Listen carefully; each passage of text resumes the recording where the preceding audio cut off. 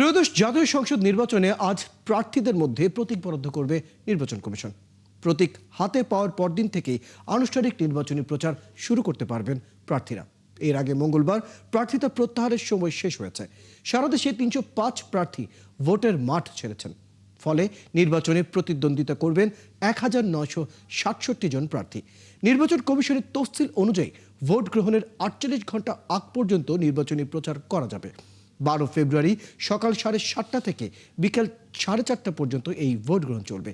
এবারে নির্বাচনে দেশের প্রায় ১২,৭৭,০০,০০০ ভোটার ভোট দেবেন। জাতীয় সংসদ নির্বাচনের ভোট গ্রহণের পাশাপাশি গণভোটও হবে ভিন্ন বেলাতে। এ নিয়ে আরো বিস্তারিত জানাতে আমাদের সহকর্মী সবুজ মাহমুদ আমাদের সাথে যুক্ত হচ্ছেন। সবুজ মাহমুদ, আজ তো প্রতীক পাবেন প্রার্থীরা, কেমন দেখছেন পরিস্থিতি? সর্বশেষ তথ্য জানতে চাই। ক্লিংকার বেশি থাকলে সিমেন্ট বেশি খাঁটি। আনোয়ার সিমেন্ট। রয়্যাল, আজকে এই যে ঢাকার সেগুনবাগিচা যে রিটার্নিং অফিসারের কার্যালয়, এখান থেকে ঢাকার 13টি আসনের যে প্রার্থীরা আছেন তাদেরকে প্রতীক বরাদ্দ দেওয়া হবে। গতকাল ছিল প্রার্থিতা প্রত্যাহারের শেষ দিন। সেই গতকাল পর্যন্ত এই যে সেগুনবাগিচা কার্যালয় থেকে ১৯ জন প্রার্থিতা প্রত্যাহার করেছেন। তার মধ্যে জামায়াতে ইসলামী, আমার বাংলাদেশ পার্টি, এবি পার্টি সহ বিভিন্ন রাজনৈতিক দলের প্রার্থীরা রয়েছে।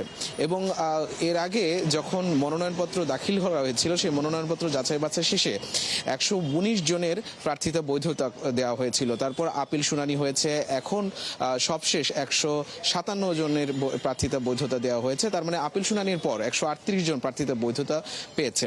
এবং আজকে এই প্রতীক দেওয়া হবে এবং আগামীকাল থেকে প্রার্থীরা প্রচারণা শুরু করতে পারবে। আজকে প্রতীক দেওয়ার বিষয়ে গণপ্রতিনিধিত্ব আদেশ ১৯৭২ সালের যে বিধি, সেখানে বলা হয়েছে যে দুইভাবে প্রার্থীদের প্রতীক বরাদ্দ দেওয়া যেতে পারে। এক হচ্ছে যে প্রার্থী যে রাজনৈতিক দলের প্রার্থী হিসাবে মনোনীত হয়েছে, সেই রাজনৈতিক দলের নিবন্ধিত রাজনৈতিক দলের যে প্রতীক হিসেবে সেটা পাবে। এবং যারা স্বতন্ত্র প্রার্থী তাদের ক্ষেত্রে প্রতীক বরাদ্দ দেওয়ার ক্ষেত্রে নির্বাচন কমিশনের যে ইচ্ছা সেটার উপর ভিত্তি করে প্রতীক বরাদ্দ দেওয়া হবে। তবে সেক্ষেত্রে স্বতন্ত্র প্রার্থীদের যে প্রতীকের যে অগ্রাধিকার বা তারা যে পছন্দ তালিকা দিয়েছে, সেই পছন্দের তালিকাকে অগ্রাধিকার দেওয়ার জন্য নির্বাচন বিধিমালায় বলা হয়েছে।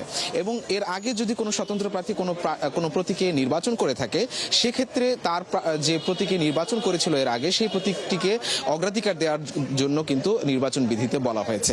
এবং আজকে সারাদিন প্রতীক বরাদ্দ দেওয়ার পর আগামীকাল থেকে প্রার্থীরা প্রচারণা শুরু করতে পারবে।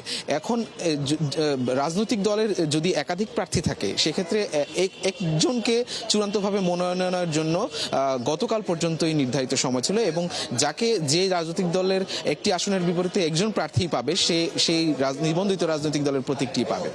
তো এই ছিল সেগুনবাগিচা থেকে সবশেষ। এখন প্রার্থীরা আসা শুরু করেছে। সারাদিন ব্যাপী প্রতীক বরাদ্দ হবে। তারপর পরবর্তী বুলেটিনে আপনাকে আরো সংবাদ জানাতে পারবো। ধন্যবাদ সবুজ মাহমুদ। খবর রাখতে থাকো। দর্শক, আমাদের সাথে আমাদের সহকর্মী সবুজ মাহমুদ যুক্ত ছিলেন নির্বাচন কমিশনের সামনে থেকে। জানাচ্ছিলেন আজ প্রার্থীদেরকে প্রতীক বরাদ্দ করা হবে, সেই বিষয়টি নিয়ে তার কাছ থেকে আমরা বিস্তারিত জানছিলাম।